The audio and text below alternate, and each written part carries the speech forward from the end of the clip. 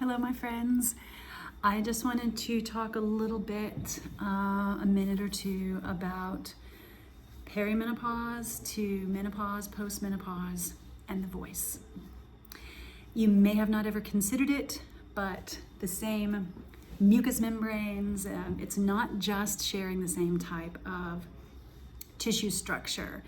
It's sharing the same structural support, neural support, fascial support. What does that mean? It means that your voice is connected to your pelvic floor, and that when you go through perimenopause to menopause and you lose estrogen, you lose your voice.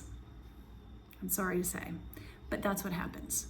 However, the research is changing on hormone replacement therapy, on HRT, and when it's indicated and when it's contraindicated. It's no longer contraindicated for if a family member has breast cancer. I have a family member with breast cancer, and so that would have 10 years ago, right, meant if I was going through that experience, I would have missed out on that. And as a singer, I would have permanently lost my voice, which is devastating because music is medicine. And our voices are instruments of therapy. And as a therapist, my voice is important to me. So, bottom line is, if you are a public speaker, a teacher, a singer, an instrumentalist who plays brass or woodwinds, or you need really good breath support, maybe you're an athlete, right? It's not just about phonation and creating sound, it's also about supporting the breath. So if you have curiosity and questions about that, please put them in the comments.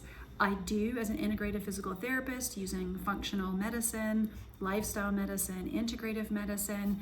I don't just support perineums and pelvises as a pelvic PT, but I also support the voice. So if you are having trouble with that, leave me a comment. You always can reach out at the practice, garnerpelvichealth.com. There's not a whole lot of therapists, although I'm actively training therapists all the time, over 100 last year, to be able to work at an introductory level on voice to pelvic floor connection. There's not a lot of therapists out there yet. So if you have questions, I do a limited number of free consults. If your voice is that important to you and you want to be seen, I do use, let me turn my screen. I do use ultrasound, whoops. Sorry. Humorous moment. I do use ultrasound imaging, which is incredibly important with changing voice to pelvic floor quality. Sorry again about the blip, but I'm going to leave it in because you know what?